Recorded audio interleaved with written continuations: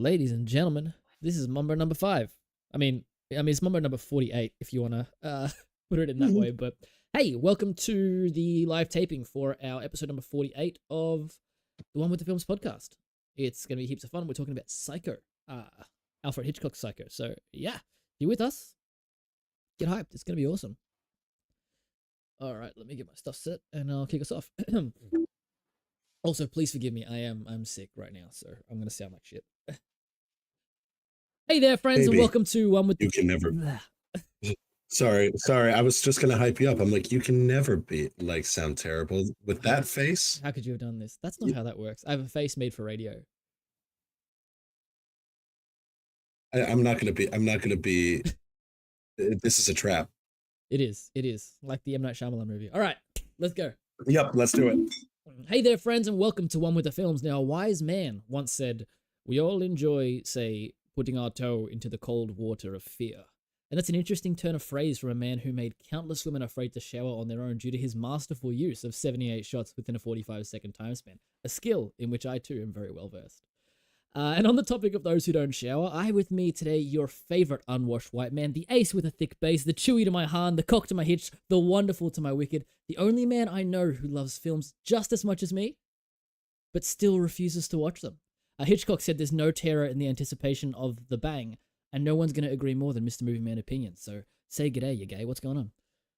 Absolutely, there is no more fear than the anticipation of the bang. Well said, well done. Way to go for your first intro, my man. Well done. Hell yeah. Hell yeah. Well, yeah, thank you so much for joining me, Mr. K, Mr. Movieman Opinions. But of course, as he said, I'm also here as well. And we all know that's why you're really here. So you put a scary lady in my face, I'll fall in love with it. You show me a film that's going to make me contemplate my existential dread, and it'll be my personality for an entire month. And I promise you, I will jump out of a plane before I approach a stranger at a party. But there's nothing I love more than being right here with my boy. So that's me. I'm Naf. He's K. We're the One with the Films duo, and it's just us today. So it's going to be fun. Absolutely. It's great. And Nat, truly, I have been waiting to do this. I have been thinking about this all week, and I am so excited for what's about to happen and everything there. So, awesome. Oh, man. I'm hyped. This is one that's been on my list for ages. But just as a reminder to listeners as well, you can find One with the Films on all of your favorite podcasting platforms of choice, as well as live and on demand right here. And if you're in the live chat, please feel free to join in the conversation. We always love to hear from you. And if you're listening on demand, don't worry, we still love you. You just can't message us live. So, I mean, feel free to yell at the speakers. It's going to be fun. But that being said, Kay, why don't you give us a little insight on what we're doing today? Yes, absolutely. Well, the weekly watch list is what happens when a bunch of friends with unique and wonderful taste in films have tried too hard for too long to finally share and discuss their favorite films with one another. And if you've been around a while, you already know the shtick, but for the uninitiated, the idea is that every episode, at least one person is watching the chosen film for the first time. It's all about having a space for creators to share the art that matters most to them and give them a platform to show us all why. So if you like listening to a bunch of nerds geek out and force each other to watch and discuss their favorite films for the very first time, feel free to follow and subscribe, guys. Come on in. Come on, it costs you nothing. It costs nothing. Helps the economy, helps everybody. Send us to your friends, and if you like, you can activate notifications so you never miss a new episode. And of course, we're on all your favorite socials too, doing funny skits, and yeah, you're gonna love it. So check the link in the descriptions below. Good man. Yeah. So, I mean, we're what 48 episodes of Weekly Watch This in, so that's nearly. That's true. There's a lot of stuff for you to check out. If people start listening from the first episode, that's one film a week for a whole year almost. So, and Ken's in chat. Yeah, exactly. He's 10, but he's psycho. He's 200. So he likes red flags, this guy. This guy's got them red flags. Well, we talked a little bit about, I can give him some hints to what film we're looking at today. But Kay, why don't you hit me? So this is one of your favorite films that not enough people have seen, namely me. Yeah, exactly. What's the film?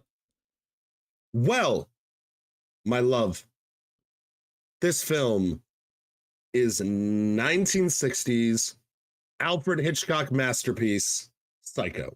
Ooh, a fantastic choice. Finally glad that I got around to it as well. So I'm really excited to get into this. There were some good thoughts here. I definitely want to hear. I'm looking forward to hearing a lot about why this film in a bit of detail. I would love, though, if you could give me maybe one sentence into why you chose this film specifically, and then we'll dive into a bit more detail. What did you break? It might be a compound sentence. A compound sentence.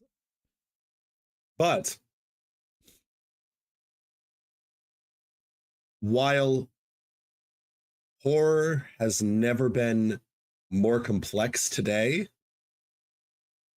I don't think it has reached the simple terror of Psycho. That is my sentence. I love it. That's, yeah. I fuck with that. It's clear, it's concise, it's a great reason to choose a film. He's the godfather of tension and horror and all this kind of stuff. So like, yeah, it's gonna be wicked. But I am really excited to get into a bit of a deep dive, but I do know that you've prepared some fun facts for me. So why don't you hit me with those? That is correct. Teach me a bit about this film that you've chosen, and then let's talk about it, dude. All right. Well, come on in here. I got some fun facts for you. Good. All right. Absolutely. Did you like my Hitchcock impression earlier? I tried. I couldn't quite get. I got the cadence. But you got the cadence. I think it's really hard to do the Hitchcock accents with an Australian accent. With there is one. Sorry, like slight aside. There is one of my favorite Hitchcock quotes, which goes. I might butcher my impression, but it's good evening. I have some news that will delight you. Murder is not dead.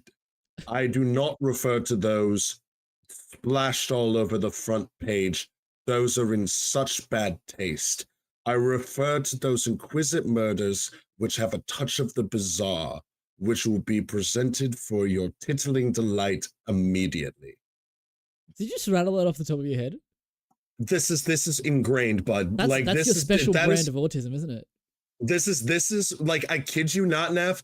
When I discovered this film, as I'll go over, there's a making of documentary, and that is how the documentary opens, which you can understand how many times I've watched that documentary I by knowing that you saying the documentary was you doing a bit and being like, this film there's a making of my life documentary, and like that was there. But no, this is a legit thing. I'm excited. This is like, teach me something. I want to learn. All right. I'll replace it with their cold dead flesh. But no, here we are. So Psycho, release date in 1960, budget of $806,947. That's very specific. I know, this is what Wikipedia's / IMDb said, and I was like, damn, they know it to the dollar. But then I found out why. And so, directed by Alfred Hitchcock, written by Joseph Stefano, based on the novel of the same name by Robert Bloch, starring Anthony Perkins, Vera Miles, John Gavin, and Janet Leigh.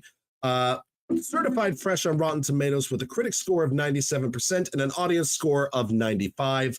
8.5 on IMDb, as well as a 97 on Metacritic, and number 34 on IMDb's best films of all time list. It also is a 4.3 on Letterboxd, because we all know that's the only one that counts. And when finished with its theatrical run, it earned about $50 million, which obviously at the time was insane. This was one of the highest grossing films. Pre-adjustment for inflation. Wicked. So you can only imagine what it would be. Yeah, it's like at least $42. Exactly. It's at least 47 spaghetti. Yeah. And it's and like, that's a big spaghetti.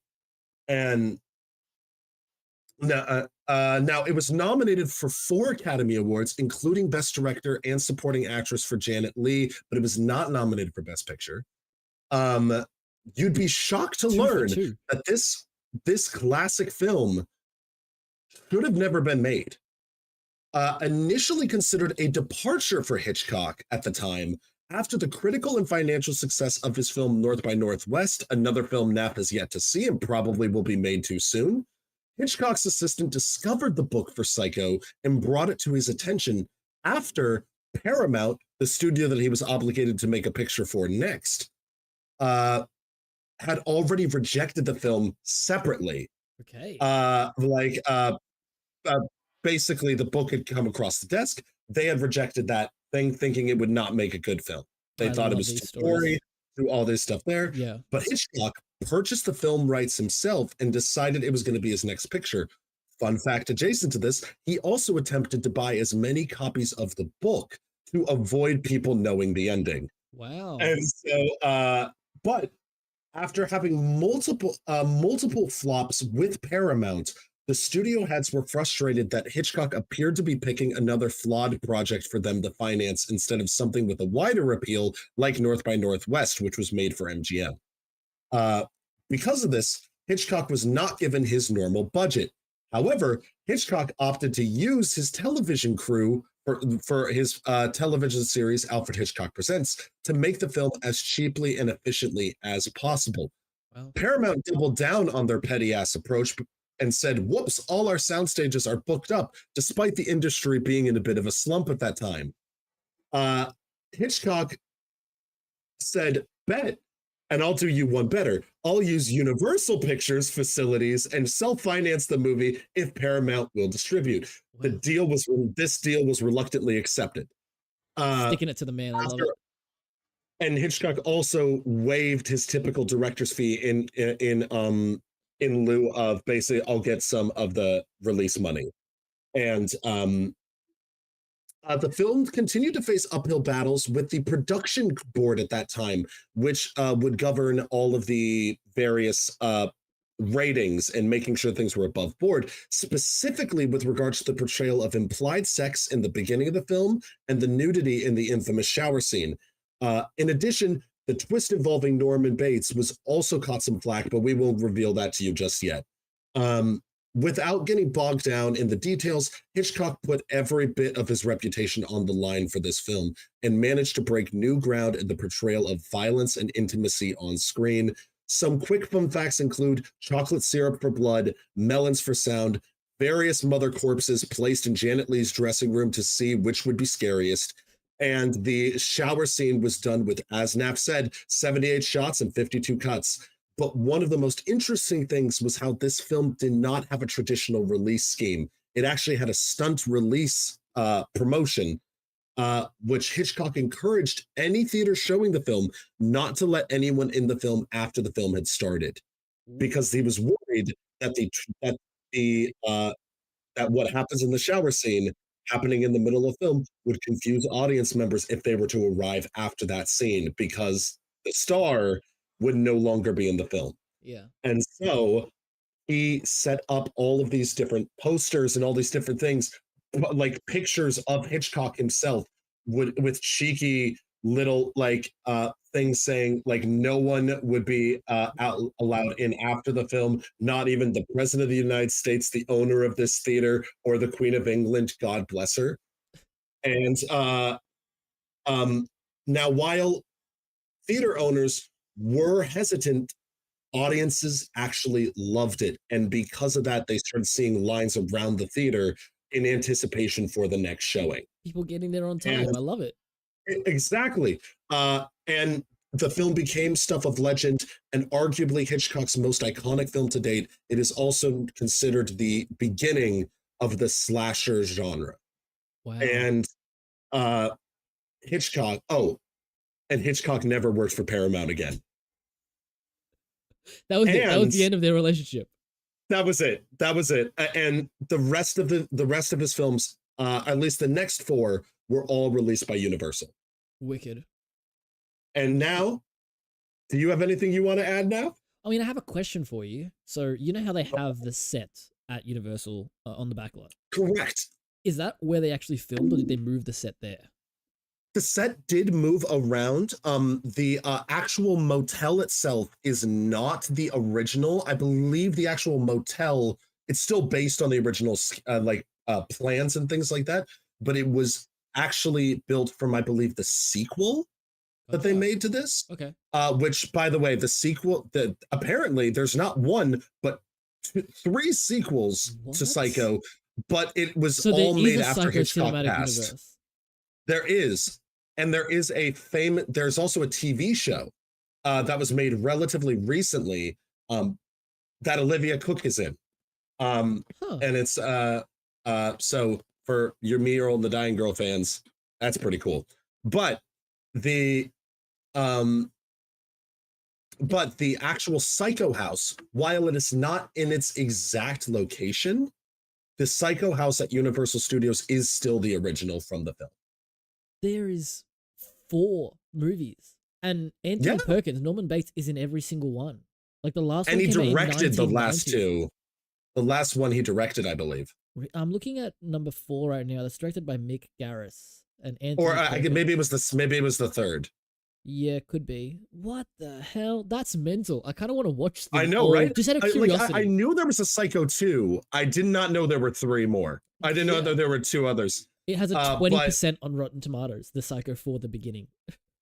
There is a reason these films were made after Hitchcock died. Yeah. In his grave. And so, truly. Mental. But if you do go to Universal Studios, you will be able to see the Psycho House, which again was the original one actually built for the film. Wicked. So it's only a facade; it's not the interior, but that it is still done and it is still laid out. I believe how they were, but they are across the street. There is like a little path that goes in between them, as opposed to the stairs that go directly to it. Yeah. They have a bit of an optical illusion there. If you want to see on my socials, I just was there at Universal this past week, and I took some photos for the podcast. Amazing. So if you want to see the Psycho House, you can see it there. I actually my first trip to LA when I went to Universal, I got to see it as well, and I got chased by a dude with a knife, and I was like, okay, cool, that's heaps of fun. Universal. Oh yeah, absolutely. Universal does not fuck around. No, Horror Nights. Absolutely.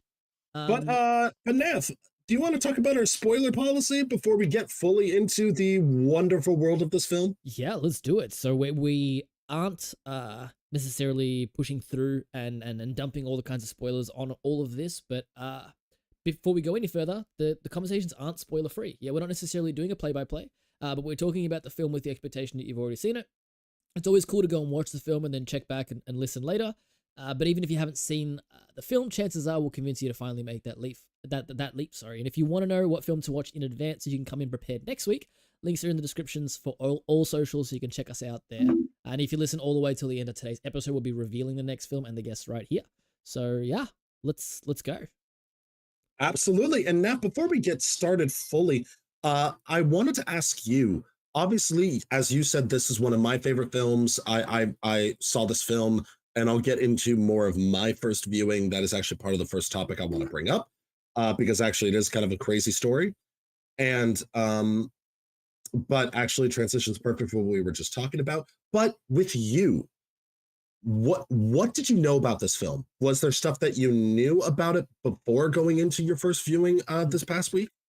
So I remember telling you after I watched that the first part was like the big twist, like the big twist.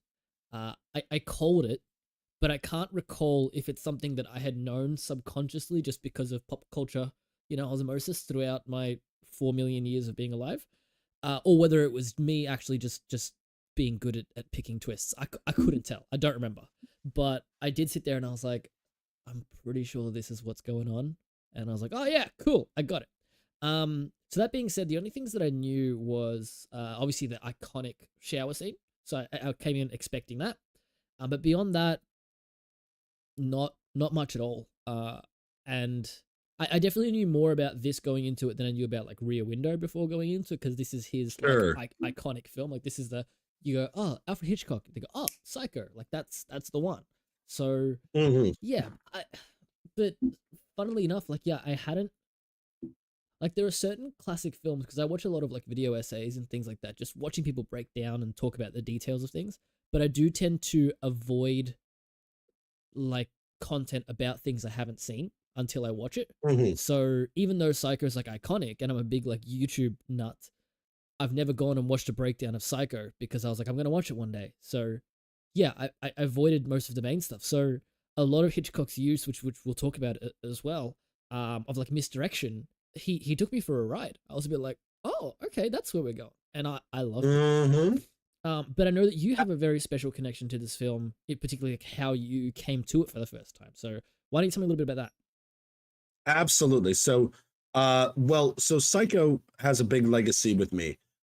Mainly when I was in, it was the summer in between my, uh, I was in seventh grade, and that summer we went to, uh, we kind of typically did Disney trips, but I was getting into filmmaking and all this stuff, and I was like, I was interested in going to Universal Studios, and it was the first time I'd ever been there. And you know, my parents were like, "Sure, let's go." And then we went on the tour. And I wanted to go to Hawk tour? USC. I was like the Hawk tour, and I we wanted to go on the studio tour, backlot, and basically, as Neff implied, one of the things with this tour is they have this the psycho sets, and they have this little bit that they do where you see Norman Bates come out of one of the cabins, and it's like, oh, hold on, we don't know, and we see him carrying a body, put it into the trunk, and it's like, we're not supposed to see this, and then all of a sudden Norman Bates like pulls a knife out as the tram starts to walk away. Now I was autistic, like ADHD autistic, in the fourth car at the very last row on the right side, like closest to like the window area. So I was like closest to this You thought thing you over were gonna there, die. and I had my camera, and there's actually a great like video I have. I'll see if I can find it. We'll post it on the channel. But that I zoom in all the way on his face, because I was like, oh, this is kind of cool. And I see the knife pull out, and then you see the camera just zoom out like I was trying to run away from it. And then Oh all of my a sudden, God. the actor full on locked eyes with me. And then he just decided to like, and he starts walking, but I was like, oh, the way the tram is moving, by the time he walks over here, he's not going to have the ability. He's not going to have like any chance to close this distance. I'm going to be fine. Then he starts running. And then It's like a sprint too. absolutely. I jumped, like I was sitting here. My mom, dad, and sister were over here. I jumped fully onto my dad's lap, just jumped over these guys. And, but after that, I was like, that was the first time I had heard Hitchcock, because Spielberg. I was a Spielberg nut at the time, and all that stuff. And So you're not a Spielberg Spielberg nut now. exactly, like this was all in the past. And so except okay, Chief. And it's but a what was great about it was Spielberg had always talked about, like, one of his inspirations for how they handled the shark in Jaws when the shark wasn't working was, what would Hitchcock do? What was this stuff there? Now, I had never seen any Hitchcock films, but after that experience, I was like, oh my God, I need to see this. I need to see these things, to the point where my parents actually bought me the DVD for Psycho, because it just became a thing in our household, this story. And we were, it was just hilarious, to the point where in one of like a dear story to me was the closest thing my middle school had to a theater program at that time was this public speaking program where you did these like practice doing speeches, and you would do like, and then the best speeches would be put against each other in this kind of competition. Ooh. And it was I was in 8th grade about to go off to high school, and I was like, I want mine to be how I want to be a Universal Studios tour guide. And I did a whole speech on this, and I told that story as the beginning of like why I want to be a tour guide. And I watched that. That's what introduced me to Psycho. That's what introduced me to Rear Window, The Birds, North by Northwest. Like I started to understand Hitchcock, and I just became obsessed with Psycho. And just because this film has just this staying power, and it was at a point in time when like my mom was going through a battle with cancer at the first time, and when I won that speech, like I won that competition, I won first place with that speech, and it was the win that my family desperately needed at that moment. So this film I always think of with all of that. And then fast forward to actually, sorry, hold on, let me um fast forward to a couple of years later, well, not just a couple, actually more just a couple years ago, in 2022, I was lucky enough to be involved in Universal Studios Horror Nights. And you know, my mom has since passed, as we've mentioned maybe once or twice on this podcast. But the first ever place that I was at was I was doing I was one of the tethered on the tram, on the terror tram, and they're like, okay, we're gonna do our big like group meeting pre-shift before we all get started, and I'm like, okay, where are we meeting? And they're like, the Psycho House. And in my head I just go, oh, you gotta be fucking kidding.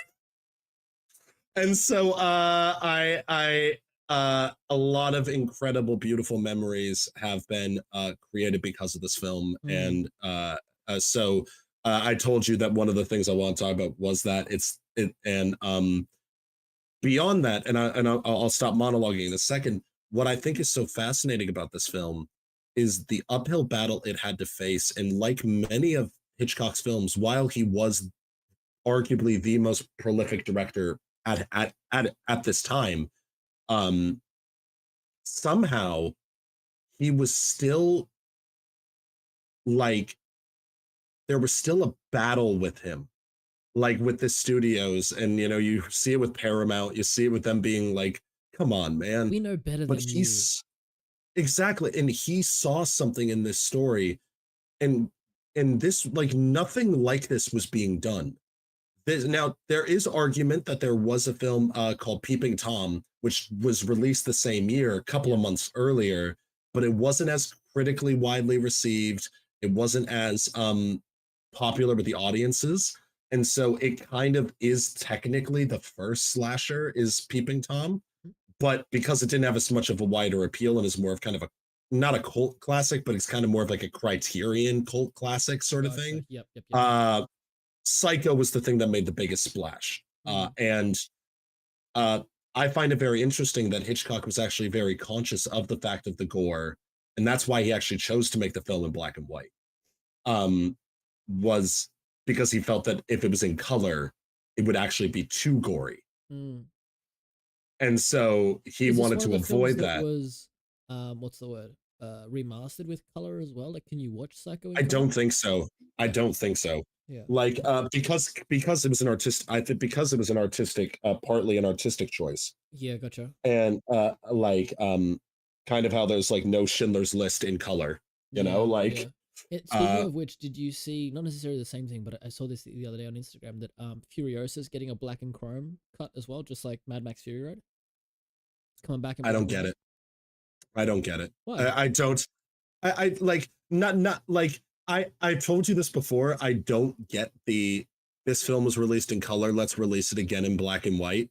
I just don't. I think it's cheesy, and I'm like, I think that color is beautiful in films. Why do we have to make it in black and white just to feel pretentious and make it feel like we now made it art? And I'm like, Logan, Mad Max, they were all art before you put it in black and white. Yeah. And I'm like, if anything, I'm like, what I loved about Mad Max Fury Road was and I know this is, you're talking about Furiosa, but I love the color of that. But I think it's really interesting though, because particularly those three that you mentioned were three that, like, they're not just applying a like a black and white filter on it and re-releasing it. Like, there's a full process that goes into mastering it for black and white. For sure. Well. And I remember it's an art form.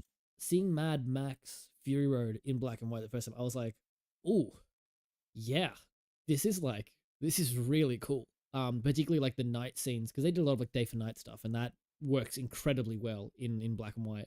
So yeah, Yeah. but I'm intrigued. I'm thinking like maybe my second watch of Furiosa will be a black and white watch, and then I'll finally like it. Yeah, and that's It's fair. art. That's fair. No, no. But I do think that there is merit to it. And black and white does have a cool tone. It's more for me. I don't know. It always reminds me of a film school mentality of being like of being like, oh, this will be cool and it'll be different.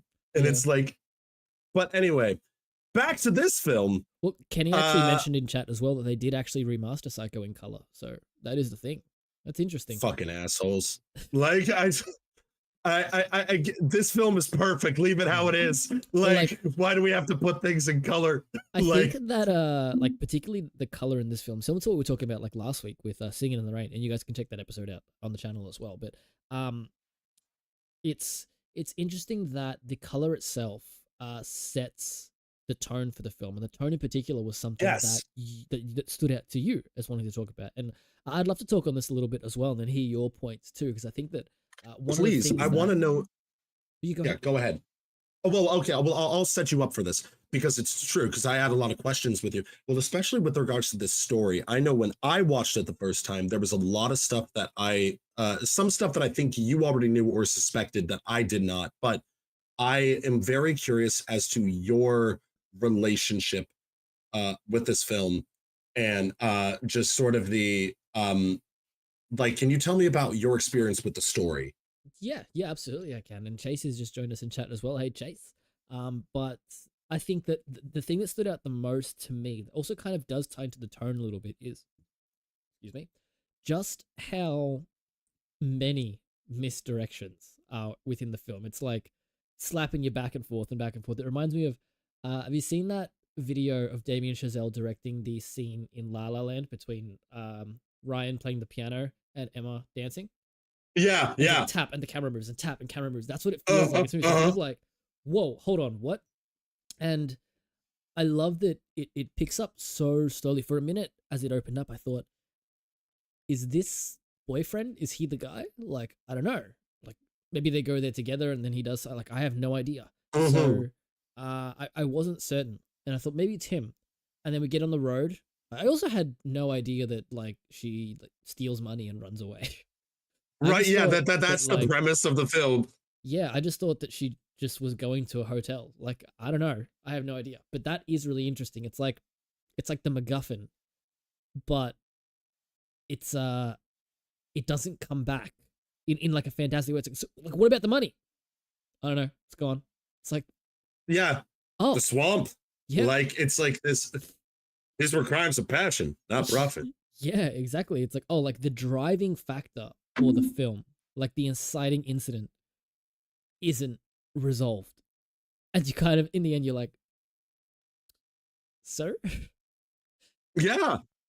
Please? It is. It's just, it's such an interesting part of the film, right?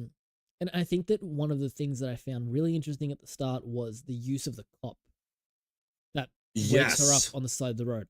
The second he showed up, I was like, oh, it's him. It's 100% him. There's like, I am so uncomfortable watching this guy standing there and watching her buy the car, and the guy comes over and he slaps the top and he's like, you could fit so much spaghetti in this bad boy. She's like, I'll take it. It's like, it's a little weird for you to not drive it around the lot. Shut up. Let me take it. Mental. It's that is like, if I may jump in with that, like, to two things. One thing that is a actual like kind of fun fact about that, Hitchcock had a deathly afraid fear of cops. Like, he actually was like policeman as a thing there. Like, he really actually was very unsettled by law enforcement and things like that. Like, something must have happened in his childhood or things there, but it was like he just was deeply unsettled. Exactly. And it's like one of those things where when I heard that, when the documentary was there, I was like, oh, that's weird. And now I'm like, I get it. And then I'm like, when he was filming that was kind of his more thing, is that's a personal fear of his. So he like kind of took it with that. But one of the things I love about the film from a standpoint of characters is, to that end, you mentioned like the used car salesman and the things there. What I love about this story is everybody reacts in logically in this film. Yeah. You know, like everybody, like one of my favorite things the cop says is like she's like, of course not. Am I acting as if there's something wrong? Well, frankly, yes. Like it's sort of like you don't have people going like, no, shucks, ma'am. I guess that like it's like you have nobody kind of doing the you don't really have people doing the Chuck, how long have we been brothers?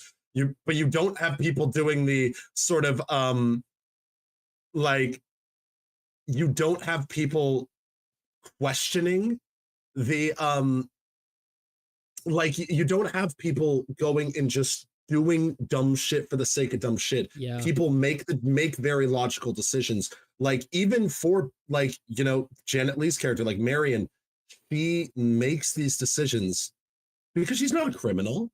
She's not like a mastermind that has thought this whole plan through. She's making this up by the seat of her pants. Of course she would go and be like, a cop's following me. I'm gonna try to get my car like changed out. Like that's like her whole master, but she's not a criminal. She's not like, she doesn't have anything. It's like, it kind of makes me feel like almost, it's like, you can almost see a little bit of Rian Johnson in some of these kind of choices where it's like, it feels to me like again, I do feel like there is some of those like unexpected choices that the film makes. I always think the used car dealership scene is so suspenseful, but so relatable. Because it's like, yeah, you would think, oh, this is a good idea. Let me go and like swap my car out, even though I see the policeman across the street, and I'm like, right there. You're not getting away with anything. And I'm like, shit, he's gonna see that I just changed my car. Yeah. But I'm also now too committed. And this guy, and I love that guy being like, you know, like, I don't want any trouble. You know, they say the first thing about the first customer of the day is always the one that's causes the most trouble. But it's in too good of a day to let this happen. And then he's like, do you want some coffee? I'll get some coffee. And it's just like, no, I just want this. It's like, oh, he's just like, you know, you are acting a bit strange. I don't know. I love that you mentioned that too, because I think that also adds to the misdirect and the tone a bit. Like that question in particular, where it comes in because I don't want any trouble, and she's looking at the cop and she's like, wait, what? What do you know?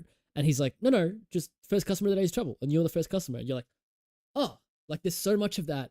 Build up the tension and release, and build up the tension and release. And Chase was actually mentioning in chat as well. They said I think the money is really important. She's in a position where she's not on the same level as her colleagues or clients and wants a better life for herself without the men revolving around it. And Norman doesn't kill her for the cash. He doesn't even know about it. That's how the men searching for her and suspect Norman feel that that's the motive when it's just his view of reality. It's like that part of him that needs to do that can't function unless they do that. Is much more important, or like it's much more character driven than just like, I want the money. And it's like you said at the end of the film, these were crimes of passion, not profit. I love that line. It was such a great line. Well, I love how casually, because they bring the money back. It's like, it's not a drop plot point. It's not a let's forget about this. It's like, that's what drives the rest of the film is people still searching for this money. Yeah. And thank you, Chase, for the message. Yes, absolutely. Thank you, Chase, for going there. And and they said this movie is so good, gosh dang it. It is. Fitting in the 1960s vibe as well. I want to add though, like, I love that, as you said, like, while the money isn't like the main reason behind any of the stuff that happens kind of in the second half film, it is the driving factor for the film. And it's like the use of getting the camera looking at the money, always reminding us that the money is there. You know, it's when she puts it down on the bed at the start, and then when she puts it on the bedside table, and then the shower scene happens, and we pan back, and we're like, just a reminder, it's still there. And you are kind of waiting for him to come over and take it, but like, he has no idea. And he does, but he just chucks it in the car. Exactly. Like it's just gone. He didn't even know. It does kind of leave you a bit like, well, it does make you as an audience member go, oh, we know he doesn't care about the money. We know that that's not why this happened, but that's like, it's irrelevant for the point of the film. You know what I mean? Like, and that's what I think is so insane about this movie is it changes. It plays with all of your expectations. Yeah, absolutely. And and if I may, like I'll kind of Go, transition go. this also into to adding to the tone of it.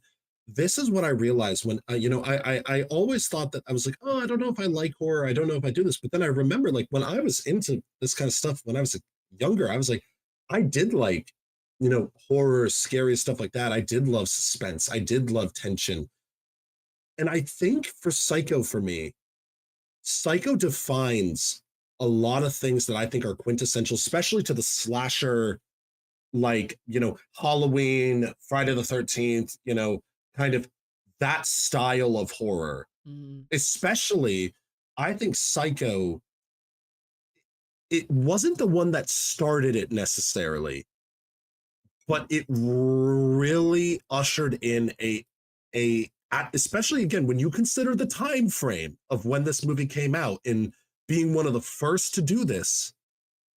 It was the first real honest to god, this could happen to you mm, kind of thing, because considering the fact that when the novel came out, the novel was based on the loosely based on the real life accounts of the serial killer Ed Gein.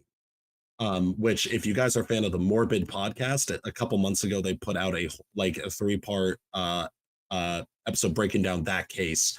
Terrifying, horrifying, trigger warning. But if you love true crime like me and Allie do, definitely check out Morbid. They're incredible, and they talk about this, and they talk about this guy who also inspired this case actually inspired not only this film, but we wouldn't have a lot of iconic horror characters if it wasn't for this case. Um, Norman Bates, Silence of the Lambs, Hannibal Lecter, and Buffalo Bill both have Ed Gein-ish tendencies. Texas Chainsaw Massacre and A House of a Thousand Corpses. huh. All of these films are all inspired by the true accounts of this stuff. And by the way, the podcast does a really great job of talking about the victims and the whole case surrounding it. It's not just glorifying this guy or things like that. It is just more talking about the legit facts of the case. Morbid, beautiful, check them out. But because of this thing, this wasn't the case of America's first serial killer, but it was one of the more absurd and demented cases. Mm, And and because of that, when Robert Bloch released released the book based on that, it did kind of really capture people's attention, and that's what Hitchcock latched onto. yeah. And I think that that's where this film really lies in this tone, is that Hitchcock, especially with the music and everything, he just sets this creepy, eerie tone, but he doesn't let you drown in it. He still has humor in the movie. He still has you have the whole, he was flirting with you. I guess he noticed my wedding ring. And then just like that whole scene and with that, and just his characters are charming, endearing. Yeah. You like them. You want them to be okay. And And then then when not. everything happens, and then when everything happens, you're like, oh my God. And it's just it's one of those things of like the it's it brought, as Chase said in the chat, Chase I think puts it very well, which is Psycho is the most important horror film. It brought about the most uncomfortable situations on screen that are grounded in reality. Ed Gein is the template for slashers, but Psycho is what set tension. And I agree with that wholeheartedly, because that's just what Hitchcock really had. There's something about this that feels like you're told a scary story. Because there's stuff in this for me that it's not about the jump scares. It's not about the jump scares. It's not about surprising you. It's about this dread. It's about this fear of what's going to happen next. Mm-hmm. And I think the reason that people did not want to shower after Psycho in the shower scene, what Hitchcock did so well with that fucking scene is as even Janet Leigh said, I filmed the scene and I didn't it didn't really like occur to me how scary it was until I saw it in the theater. And it is that moment of it revealed to people how vulnerable you are. It's like he attacked you in this place of vulnerability. Of it's a of he has this whole murder happen in the shower, which is in the book. It's actually more brutal in the book. Um, but he just showed that there is so much effectiveness you can do with the audience's subjectivity, Yeah, right? yeah. And I don't know, how did you feel about the tone, Nath? Like, I mean, obviously, like I can go on in more specifics, but I just like I wanted to know what you felt about, just how this film plays out, how it more so like how it feels rather Yeah, than like the yeah. next like actual plot points. Yeah, it's funny. Like this whole time, we basically talked only really up to like the main moment, and it's funny that that happened so early in the film. Like that's what blew me away the Yeah. most. Like I know through, sorry, I have a sneeze coming up as well, but I know that through seeing like a trailer for a Hitchcock film that happened and things like that. Would one of the big points was like, how are you gonna like kill your main character off like halfway through the film? Like nobody's gonna watch that. It's so stupid. And then he's like, no, we will, and it's a whole thing. But that's my Hitchcock impression. It's wonderful. That it was great. It was well done. 10 out of 10. Yeah.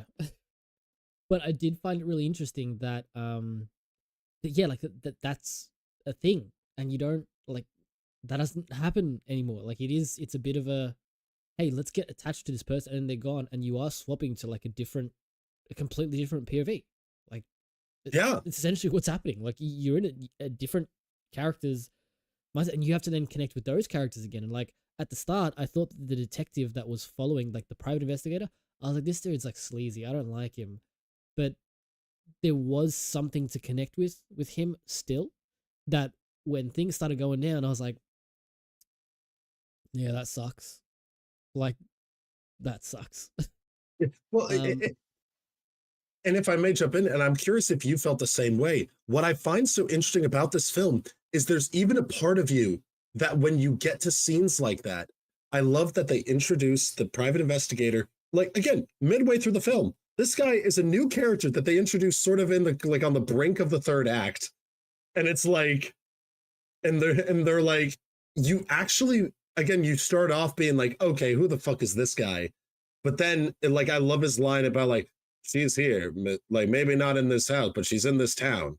And just like, and you feel like it's also how Hitchcock casts his films, that you just believe these people, like you just believe that they are who they are, like with minimal dialogue to actually explain it, you know?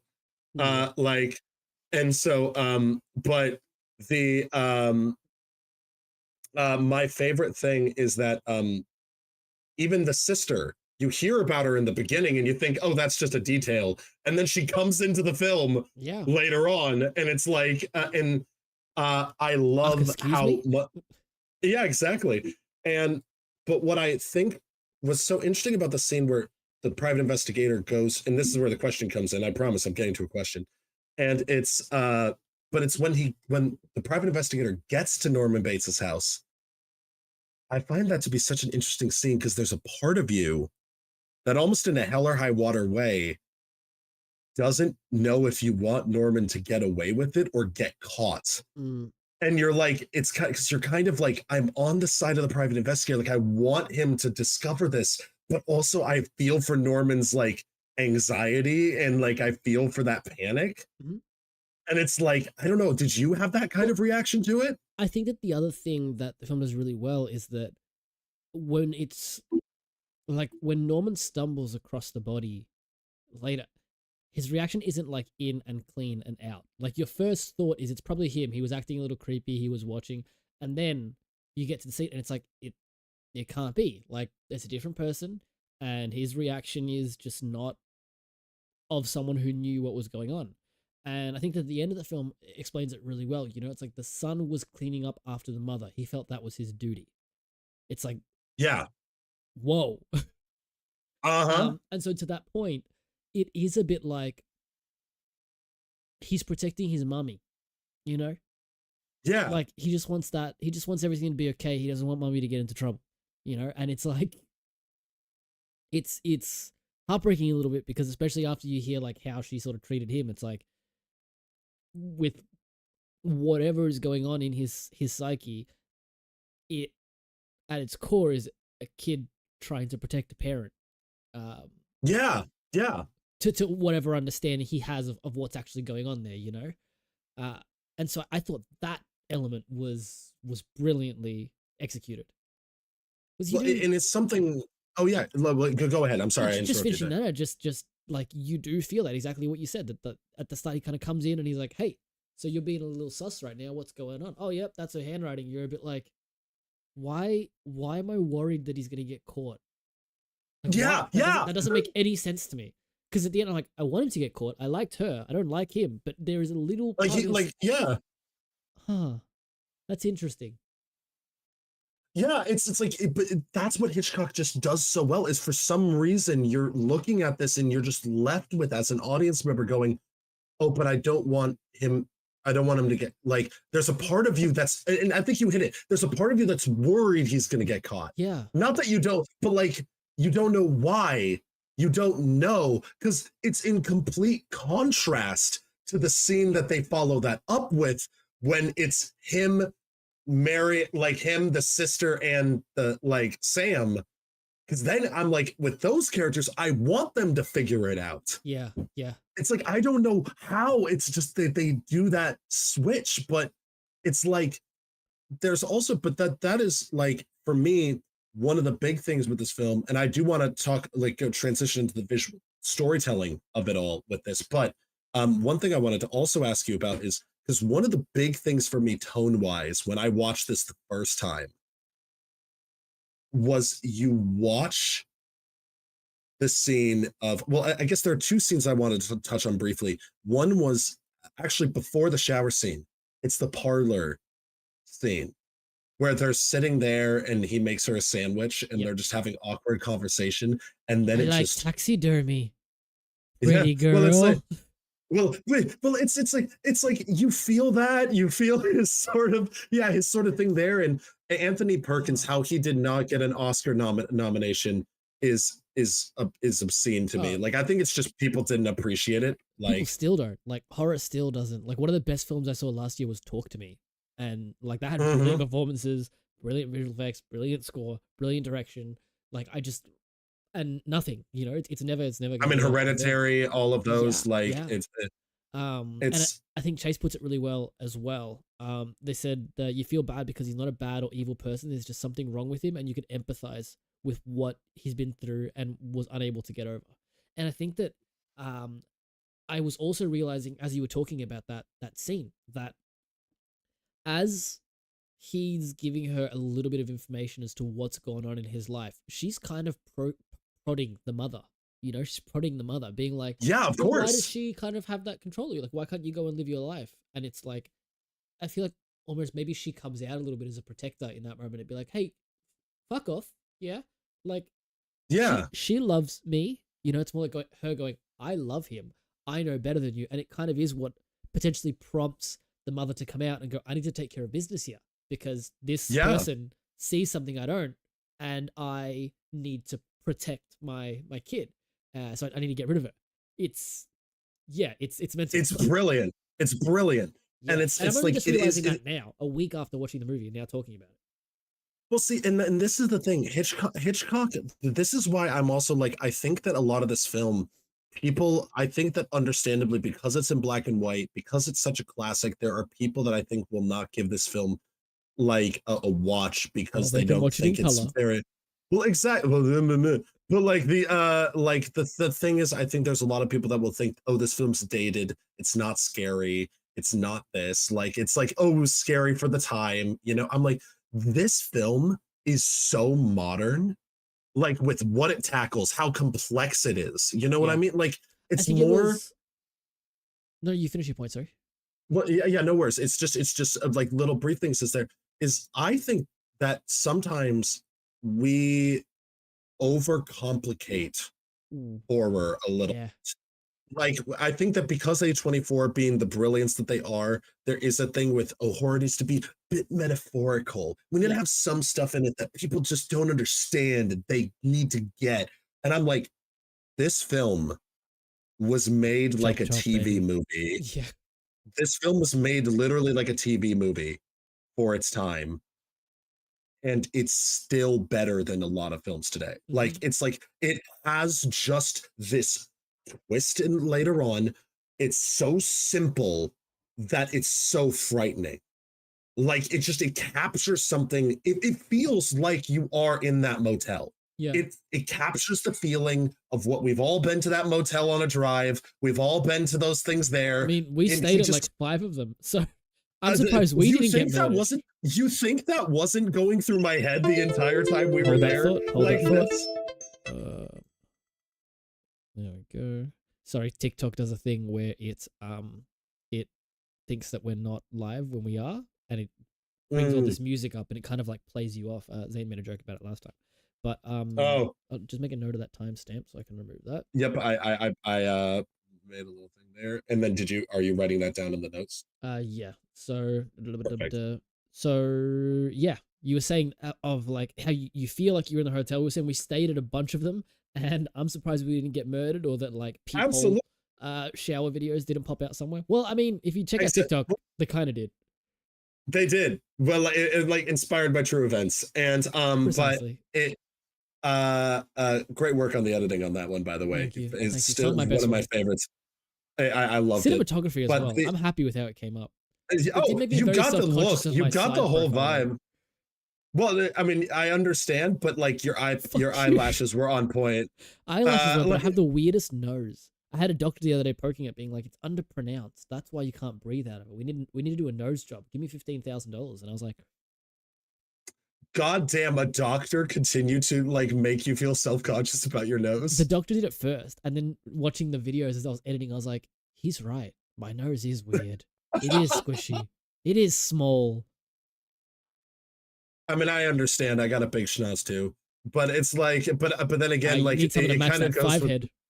I was about to say the same thing. God damn it! And so, but anyway, back to the point at hand. Like the thing about this film, like that parlor room scene, what I do like about it is the fact that it has that, like, they're all talking. It's just awkward conversation, a little weird, but nothing too crazy. And then it is just her being like, I love that line, and when the music kicks in, when it's this whole thing of being like, have you ever thought about putting her someplace? And then he just goes, do you mean an institution? A madhouse? And then you just see him shift, and you're like, oh, whatever just activated, shut the fuck up. And then he says this line. He says this line that I thought was great, because the first time I didn't fully put together. I thought he was just giving like a general thing, but it was the whole thing of like, but I can't do that. She is me. And and he literally tells you right then and there, like, the truth, but the audience doesn't quite get it at the beginning. Like, or at least I didn't. Yeah, no, it was makes a lot like, of sense. Like, did you know that early on that like that he like that the whole twist about the mother? No, for me, it sort of happened around about the time the detective's going into the house. He can't find Norman.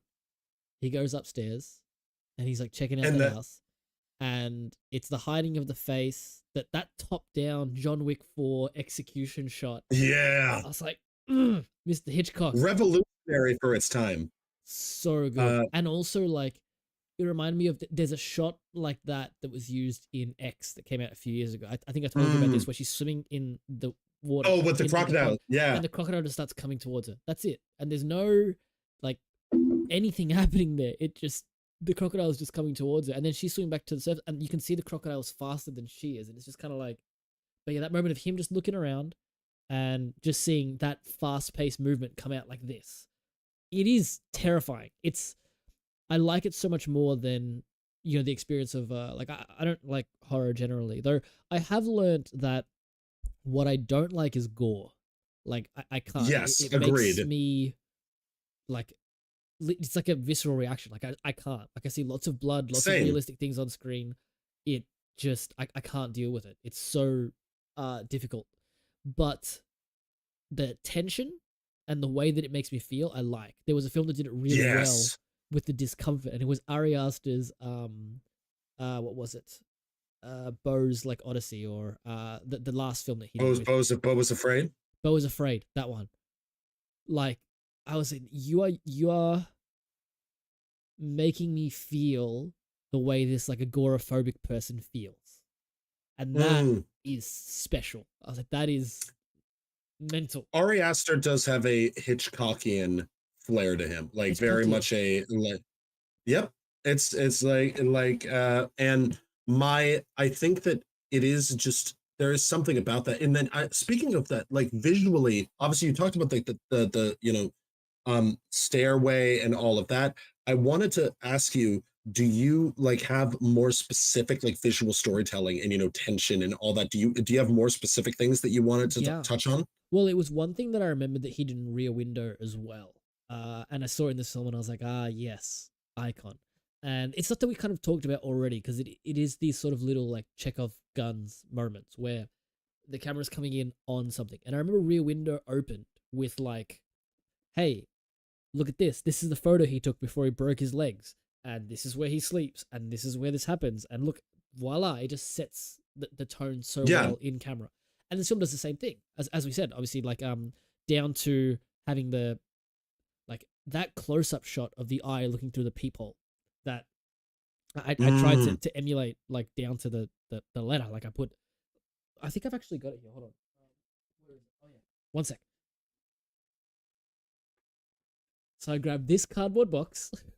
Yeah. I strapped it to one of the lights that I use, one of these lights like this. And I literally I put it behind like that to give a bit of light, and then I looked. Oh, it looks so good. And I blinded myself, and you get that exact kind of like the right amount of to get that look. Yeah. And I'm just like, it's my little $3 Amazon light. But it's so brilliant. Like that focus on the close up of the eye. That I feel like when films are being made around that time, the kind of cinematography was like, show us as much as you can. Both characters in shot at the same time, talking, shot, reverse shot kind of thing over the shoulder, and then all of a sudden you get this like close up of an eye that feels like you're there, right? And it's so uncommon and not what I expected to feel. That's what makes the film feel modern, cinematically. Yeah, absolutely. Because it's just again, and I think that it's also a testament to how advanced Hitchcock was and how why, like, because you look at like just the techniques, and now he learned this from other filmmakers, like German filmmakers at the time and things like that. Like, so this was being done by other people too, but he just brought it over here, and it was kind of his British influence. Exactly, classic imperialism. White and man, I'm like, no, but but I find that to be just so effective and so brilliant, and it's what you can still see people borrowing from today because it still works. Yeah. And and if anything, I think it works a lot better because Hitchcock, as you said before, I think horror is a lot more about tension. I think if I yell at your face, it will scare you. Like, it's just, if I yell at you out of nowhere, of course it'll scare you, it startle you. But to me, that's not earned terror.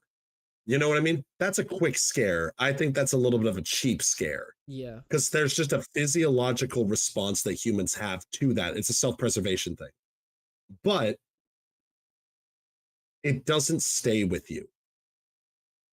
Hitchcock's Psycho stays with you because it really gets to the core of fear. Yeah. And it's like, that's the thing that I think good horror does differently, is it understands. And I think Hitchcock actually did something brilliant, which is he kind of toned everything down. Like, even in the book, like in the screenwriter, like originally the original draft of the script wasn't that great, but then when they brought in Joseph Stefano, he hadn't had many feature films under his belt, but he took a crack at this one. And he toned down a lot of things, especially once they realized they were casting Anthony Perkins. They were like, oh, okay. Initially, Norman's a big drinker, and part of it was implied, I believe, in the book that part of his mother stuff comes out when he's more drunk.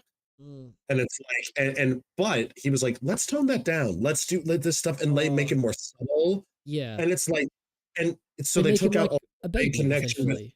well, exactly. Like, it And does feel like he's the little kid that the mother has like suppressed and not allowed to grow up and become himself.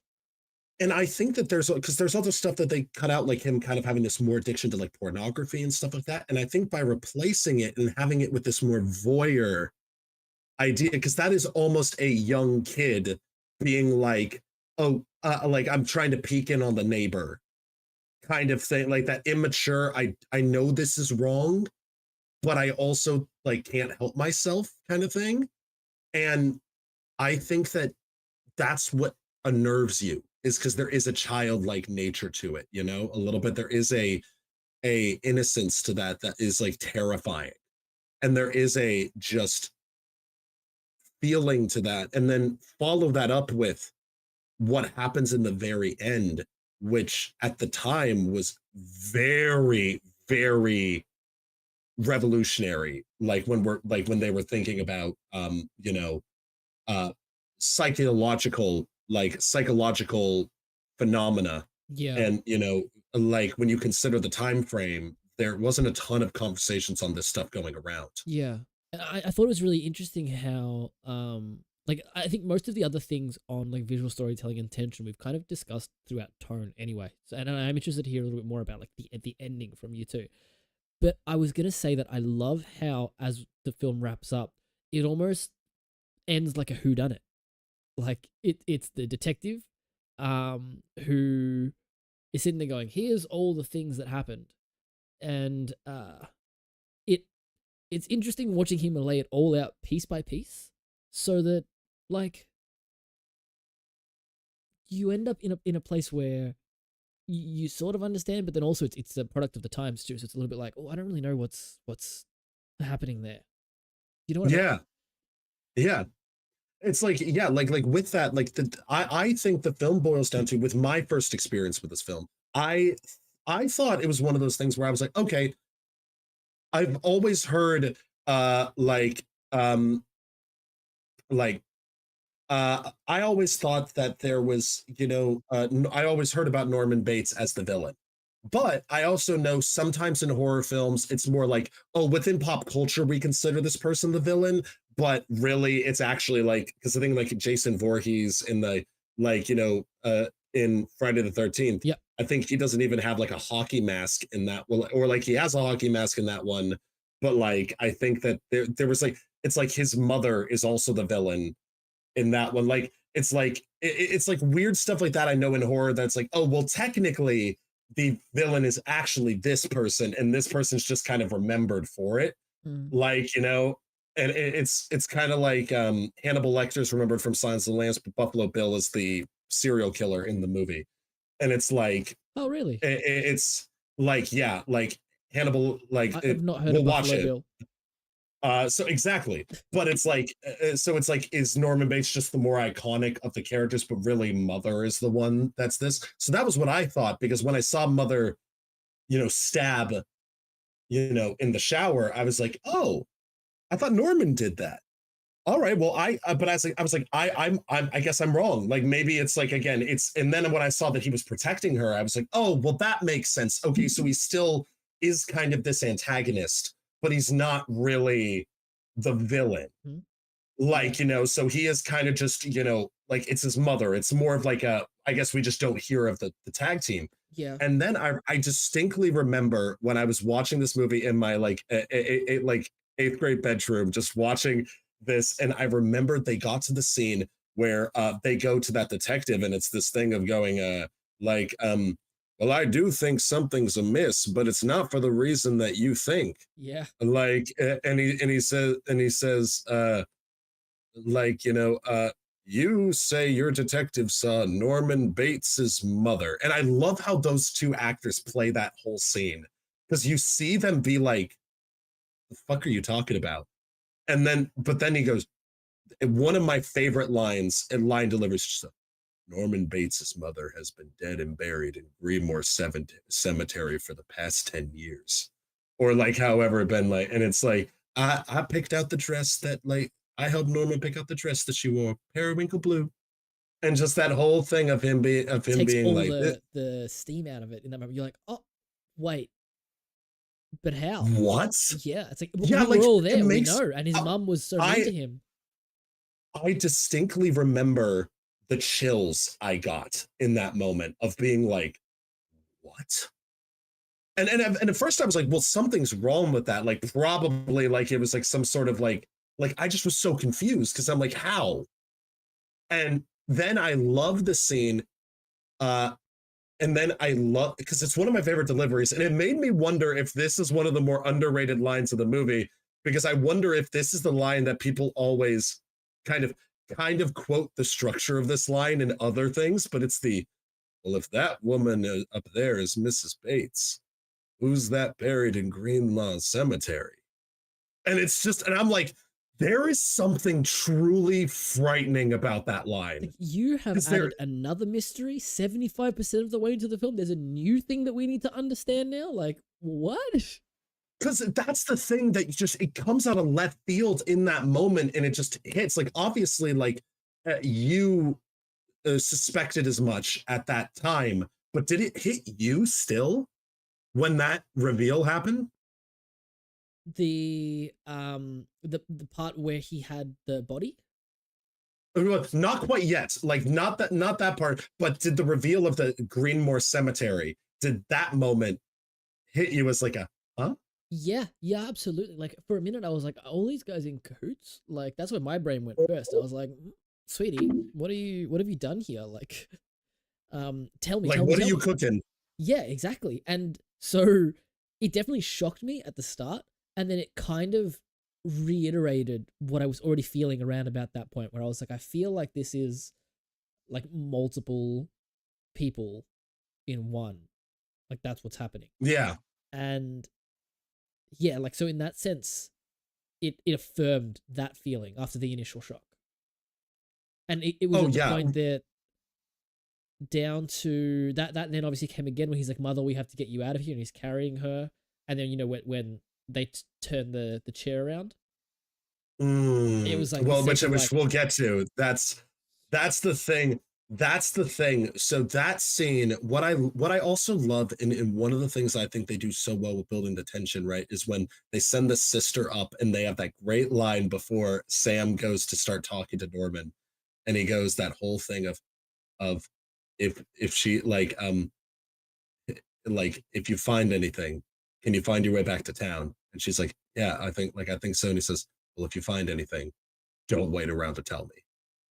And it's just that it sets up everything. It's like, okay, this guy knows that there's a potential for him to die. We start prepping for this guy's gonna die. yeah, And then we start having this whole thing of being like, oh shit, the stakes have set. We're in the end game now. Like it's, and then she goes up and it's the whole thing of like, I love how creepy it is because it's like her seeing all these little details and just all these things, like seeing just the carving of in the bed of like, you know, the body, like the just like the whole thing of just like this is just this creepy ass shit, his childhood bedroom, his whole thing, like all this stuff.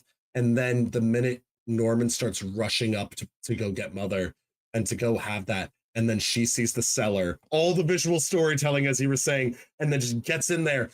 And for me, I also just thought it was weird, but I chalked it up to being weird 1960s editing, where I was like, oh, you know, I do think it's odd because they do kind of have like, I thought it was a little cheesy with the like how they delivered like the mother's lines and then Norman's, because I was like, they're not overlapping. It's kind of a weird thing of like being like, of like, you know, my dumb son, shut up, shut up. Like it's sort of like you like typically I was like you would do J and L cuts to yeah. kind of like overlap those lines. It makes you think like, oh, did they But just not have the technology? And it's like, no, it was a stylistic choice that informed the character. because they can't, because they have to be talking separately because it's one mouth. It's not, you can't have it overlap. Yeah, And it's like, and what I love is just that moment. She gets into the basement and it's just that Mrs. Bates. And then just the and just seeing the vacant eyes and the sunken in face and then just the screaming. And then this part was supposed to be done, but two things were supposed to be done without music. Initially, the shower scene was supposed to be done without music, and that reveal was supposed to be Really? done without music. And when Bernard Herrmann was watching it and was like, "Hey, you mind if I try something?" And then Hitchcock was like, like, go ahead. He did it. Hitchcock doubled the man's salary afterwards because he said the reason this film was going to gross like as much as it is because of this. Oh God, yeah. And it's because of this music choice. Because it's like, again, and that's when I think, like, when we think of these auteurs and, these people there, that's like, oh, these exacting people. It's like Hitchcock didn't think those scenes needed music, but he listened to his people and was like, we'll try it. Let's You hear see. that, George Lucas? You know what I mean? Actually, in It's his the defense, thing there. that clip of Spielberg showing up and being like, "Man, this is gonna be the greatest movie of all time," when he sees the droids and shit, still makes me Oh laugh. yeah. He's like, "Bro, Oh, like, do you have any idea how smart you are? Like, let me give you a bit of a double glazing real quick. Just flop it out. I got you." it's great. On the It's set of the great. Phantom I Menace, love no it. less. I mean, I say that loving Oh, the Phantom Menace. absolutely. But like my favorite thing with the ending is you see that happen in the reveal of him being there, which took me completely by surprise when I was watching this the first time. And then you get to that scene with the psychologist Mm, who talks about the fact that just the it's the a whodunit whole reveal. like Like, it is. And that actor underrated, because if he wasn't so captivating with his explanation, it is such an exposition dump, it is. but it works. And one of the things the movie almost caught flack for, but Hitchcock was very conscious of and tried to be very clarifying. And it's he is the whole that they initially were like, why was he dressed like that? And then it was like, and then the whole, well, he's a transvestite. It's like, well, like like the censor board thought they were trying to put something very dirty in the film by using that word. Yeah. And literally they had to pull up a dictionary to show what that word meant, which was like someone who dresses up as a woman to achieve like certain sense of pleasure. And which I don't know if that's still the term. I think we've used much more different terms now. Obviously, I think that again it was obviously trans issues were not really known at this time. There wasn't a huge discussion around that. This was the closest thing that you were getting with like kind of cross-dressing, but Hitchcock and people did really try to put a lot of emphasis on this is not that. This is something there. They wanted to take the time to be able to explain. It's not that he's trying to get a certain sense of pleasure from it. It's a mind's necessity to do it. Like it wasn't trying, which I think he was trying to make sure that people did not correlate people who dress up in women's clothing and serial killers. I think he was trying to be like, this was a very particular thing for this one person. You know what I mean? Yeah.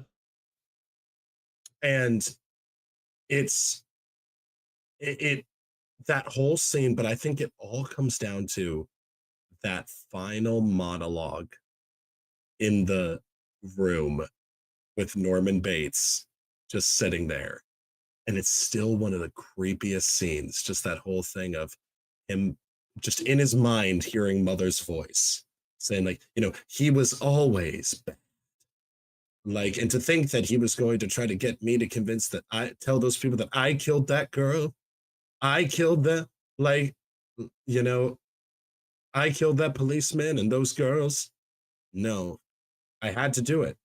And then, but just that whole thing of like, I, I bet, like, Bet they're watching me right now. to me, well, let them see what I am. And then the greatest insert of just the fly on the hand, and him saying, I'm not even going to swat that fly. I hope they are watching me. They'll see, Yep. and they'll see, and they'll know why she wouldn't even harm a fly. I do see, like I do say a little bit occasionally in my own life. Whenever somebody will say they'll see or something like that, I'll always be like, they'll see, and they'll know. And it's just why she wouldn't even harm a fly.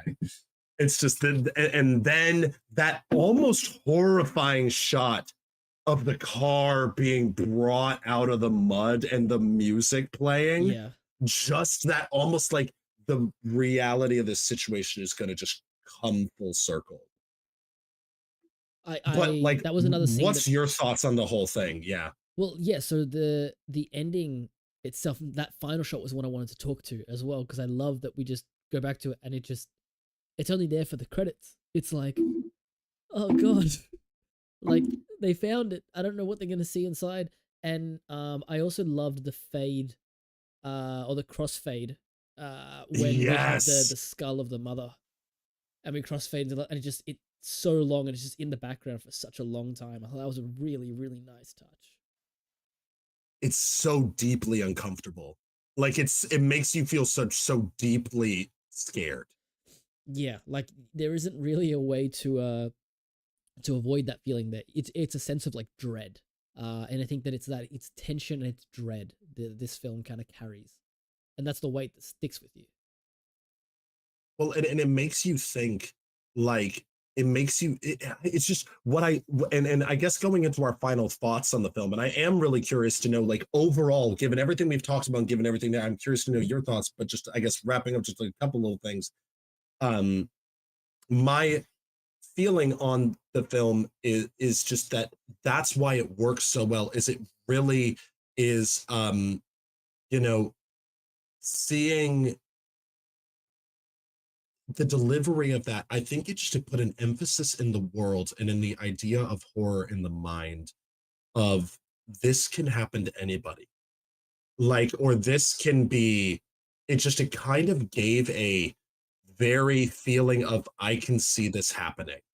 Like, and unlike some of the stuff, like even for Universal at the time, like stuff like Dracula and that stuff, it was always kind of fantasy. It was always a little bit like, this is a little removed. Yeah. Like, don't get too scared.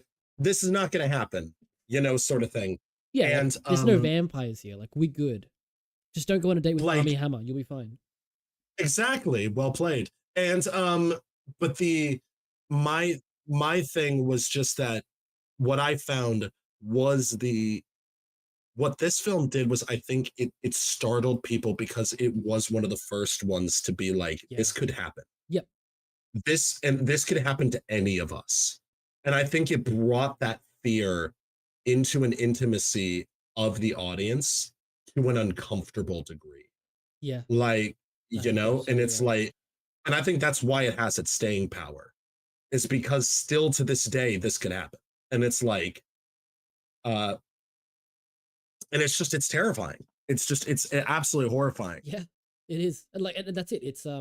It's so incredibly well done. And I understand how the film has kind of survived the test of time. And it does make me excited to check out more Hitchcock films as well, either for or off the podcast. I need to determine what we've got lined up for the rest of the year. But like I loved it. I found myself leaning towards 4 stars on TikTok. Sorry, on Letterboxd, as opposed to like 5. And like I couldn't quite pinpoint exactly why, and I feel like it's more within the realm of what I've experienced in media up to this point. Sure. There's probably just enough that I knew about it that some things didn't hit as hard as they would, but the other things that did. So like, I'm pretty confident that I'm going to go back and rewatch it at some point. I'm going to change that to a 5. But my like initial response is like, this is incredibly solid. Like, this is brilliant. Like I love it. So I don't have any. I think it is one. I think it is one that like I wouldn't disagree, and I think that also, like, for me, I was very lucky that a lot of the stuff didn't get spoiled for me. Yeah. That I was like, I did not expect the mother twist. I did not expect any of that. Obviously I knew about the shower scene, but it was like I didn't know the context of where it was, and at the time I was still in 8th grade, so I hadn't had a like huge cinema knowledge Mm. to be able to, because like now I think it's like if I were to watch this right now, like for the first time, like you, I think I may lean towards I see what this inspired. Yeah, I see what a exactly. lot of people took from this. And I think it's impressive when you know the context of when this was made and how revolutionary it was for its Yeah, time. I think Kind that's of like exactly it. 2001 a bit, like where Yep. it's like it still has a lot of staying power, but I also can see where it kind of certain parts where it doesn't quite stand some Yeah. certain things. Like, or not that it doesn't stand, it's more like because I saw this in other things, it's less impressive. Yeah. Um, It's like, oh wow, but like 2001: Space Odyssey is really pretty. Ha ha ha. Here's A New Hope where it looks better. It's like, it's like, yeah, it's like to me, I think, but the way that I feel about it is I'm like, I still have watched stuff recently where I'm like, what, yes, did stuff like Hereditary scare me more than this movie? Sure. But I look at it and I'm like, but this movie is still the one I think about. yeah, yeah, This movie, I'll still catch myself every Halloween, every around that time, I'll be like, I gotta put on Psycho again. I'm just like, it's beautiful. it's just in my, Your it's psyche. just in my mind. It's in my psyche. And I'm like, I think that I think that that's a testament to the power of this film, Yeah, is that it just sticks around in your brain. Because I think that also it's one of those films that you feel like wrapping out with at least some of my final thoughts, and then I'll turn it over yeah, to you yeah, for your ultimate final thoughts. Um, my final thoughts on the film is I think that this film does such a great job by grounding this entire story in such realism from minute one to the end of the film. But then right at the end, it establishes something that to this day is still psychological, very real shit that happens.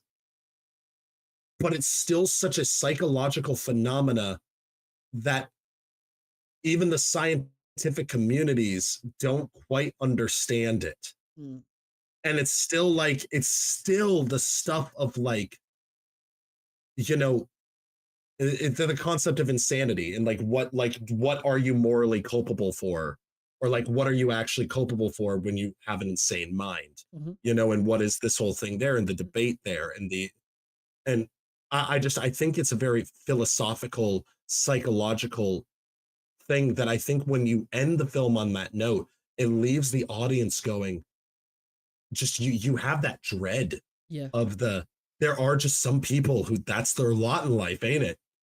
And it's like, how can you avoid that when that's like, that's your thing, that's the thing. And you're like, you can't. yeah. It's yeah, like again, all it takes is just like bumping into the wrong person on the side of the road, and you go, oh, oh, that's that's my time done and dusted. And Kenny says it's just like Exorcist. When you go back to it, you can see why a lot of film directors copy the same feel from these films. And I think that's very valid as well. Like it makes so much sense that people go back and take inspiration from this. And I think that uh, your point about like the psychological part of this is really interesting because they recognize it in the film too, where he goes, "This is what like Norman didn't do it, like his mother did." And they're like, "Hold on, are you going to use like the insanity plea to like get off?" And he's like, "No, like I'm just explaining what happened. Like this is what's happened. Like the Yeah. personality is split in two. They're like two individual pieces of the same." I'm simply trying to explain this. I am not trying to justify it. I'm not trying to say, I am just telling you what I know. Yeah, I'm just spitting facts right now, bro. But yeah, like I think this was a brilliant film to choose for the podcast. Like, well done. Your first pick of season 3, awesome. Like, like I said, Bangers. yeah, can't really Banger. knock it. And it is. We're continuing with last week, this week, what we've got coming up as well. Like, continuing to like set the tone for some brilliant, brilliant movies this year. And I loved Psycho, dude. Thank you so much for sharing it with me. I love being able to talk about it. Like doing the research on the film, it was just, it brought back so many like good Oh yeah, memories of watching this the first time, and just made me so inspired by this whole thing. So yeah, like I'm very glad you enjoyed it. I love talking about this with you. I was so excited to share this with you. And again, I just think there's a reason this film stands the test of time in the world of horror. yeah. But And let's I think for oh yeah, go new ahead. people who are going to come to the film for the first time or to rewatch, we can probably help give them a bit of a, what's the word? A bit of a plan for how they go about that, you know? Why don't you fill us in on what that might look like? Well, absolutely. Well, and if you are checking this out for the first time, let's give you a couple more to check out. Well, we have Cinema a la carte, our wonderful little segment. We always love to wrap us up with a little game of Cinema a la carte. As a reminder, this is where we really get to show you the best way to experience this film through the metaphor of food, of high-class dining. We have each prepared a menu of our own with this week's film as the main course, along with an appetizer to start, a wine to pair, and a dessert to complete your journey. And you get to decide which set menu you love most. Be sure to let us know in the comments, and if you do try this, please tag One With The Films, #Cinema a la carte. Now, Naf, would you like to kick us off with your savory, delectable menu? I would, and I have prepared, I believe, the perfect menu for this film. And I haven't seen a lot of films from around this time period as well. So, but I was really, really happy with what was coming to mind at the time. And I think I'm going to beat you on this one. Ooh, big man. Yeah. Big talk. All right, okay, go for it. Go for it. Okay. So my appetizer, my entree here. We're gonna start with Shutter Island. We're gonna start really, really strong. I think that we've got like a bit of mystery here. We've got a bit of like, interesting brain stuff happening. Like we are setting the tone really well for this film, and kicking us off really strong. We get to our main with Psycho, and we're gonna pair that with No Country for Old Men as a wine. Ooh. I love the feeling that there is a MacGuffin here that is being chased, and there is a beast that is just an unstoppable force. Like that's where the themes of the films collide. Does that make sense? I completely get it. And they're both chasing the money. They're both chasing money. Elements of a main character, kind of, like it's a thing. Well said. What's the dessert? What's the dessert, baby? My dessert, baby, rounding this out, is actually a fairly new film. I don't know if you saw this one. If you haven't, I reckon you'll love it. This is called Bodies, Bodies, Bodies. It came out last year. I have heard of it, yeah. It's a horror slasher comedy kind of thing. And I won't give any spoilers for this one. But I think that watching that as a dessert after the previous piece of the set menu, it kind of wraps everything so nicely and just kind of hands it back to you in a beautiful little slice of cake. And it's like a nice, silly, kind of tension relieving end. Like Hitchcock had a funny bone. I think that's a great way to close out. So that's my pick. That's my set menu. It's gonna win. So if you still feel like doing yours and coming second, it's okay. If you want to just wrap up, that's all right as well. Okay, well, listen, I think that I got one that might match it. Now, yours, I will say, definitely is an eclectic taste of flavors, but I do think that would be a very interesting cocktail, interesting set menu. However, for those who are a little bit more adventurous, for those who like to just have a little bit of fear as you turn out the lights and kind of just let the dark corner of the world, and you're wondering about, this menu is titled What's at the End of the Hallway. This is sort of the... You walk in, you sit down and go, I'll have the What's at the End of the Hallway for £195. Exactly. And so that is the weight that this menu will have. But it is, but now we're going to start you off with a savory dish. It's a delectable savory dish with notes of tension and human remains. It is The Silence of the Lambs to start you off as an appetizer, going for that serial killers, murder mystery, like very much a, you get the creepiness, but it is more of a thriller. You have a bit of that tension in those notes set, but it's very much into the psychological. You're getting into the psyches of serial killers. You're getting into this stuff there. You're getting into that kind of intellectual aspect of the whole thing. You're seeing icons of cinema. If you're also interested in the Ed Gein stuff, it's another character that kind of was inspired by those killings. So it's kind of still along the same lines, a lot of those same notes, but then you follow it up with the main dish of Psycho.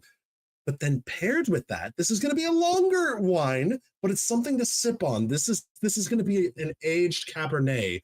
It is the True Detective season 1. Ooh, yes. Yes. Great With, pick. with its mysterious and earthy tones, really highlighting the dark part of the human psyche.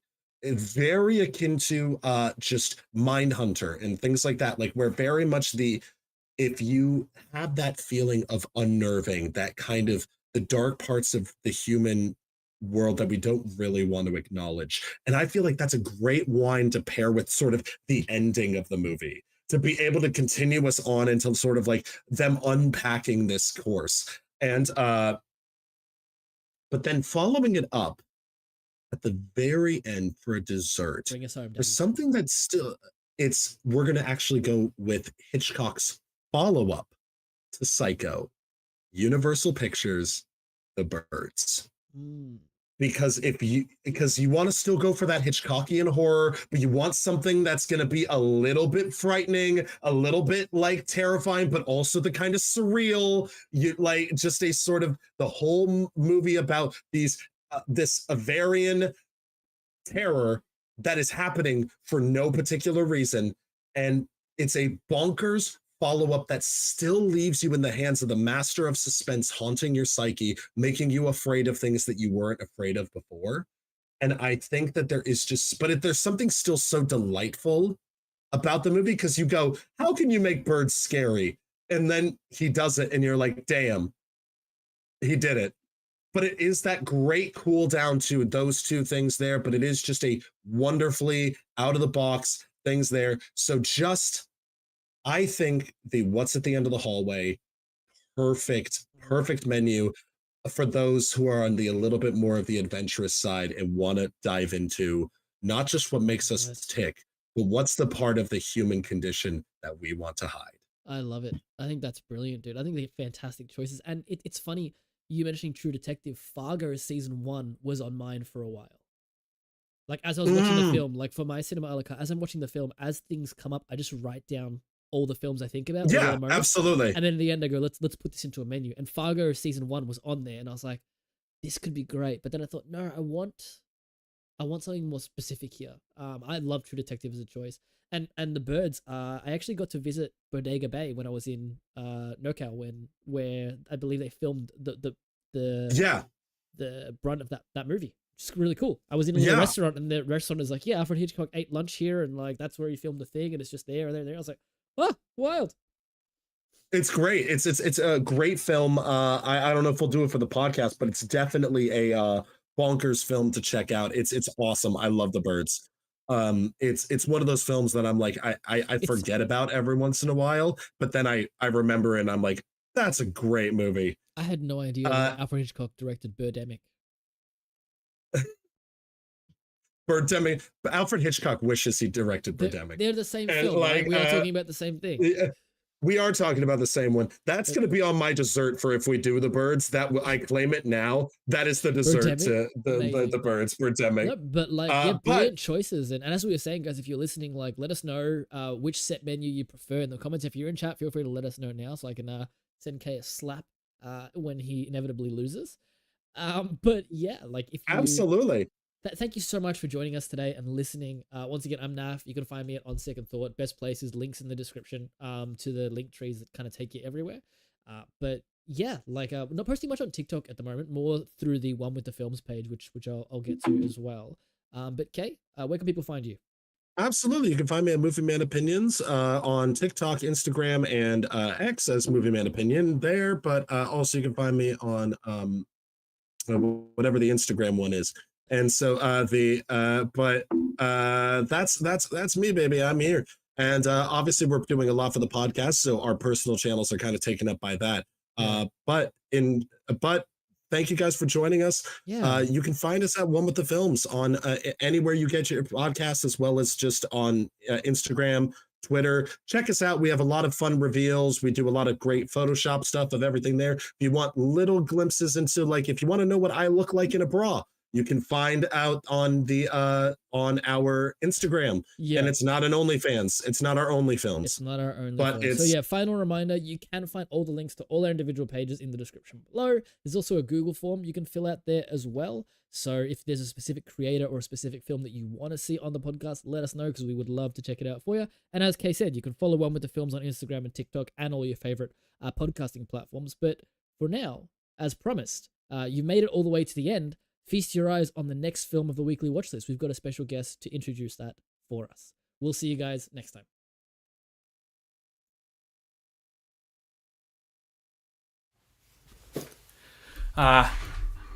Hello, I'm Jim, also known as Nalbus. I love to talk 21 Pilots and the wondrous world of cinema, specifically the weird and wonderful side that has been unexplored. And I'm here to introduce next week's guest, along with the film as well. We'll bring on the film first. Thank you. There's a man standing there. It's one of my favorites. It's King Hu's A Touch of Zen from 1970. This is one of the greatest films of all time. I adore this film. Look at that. This is my copy.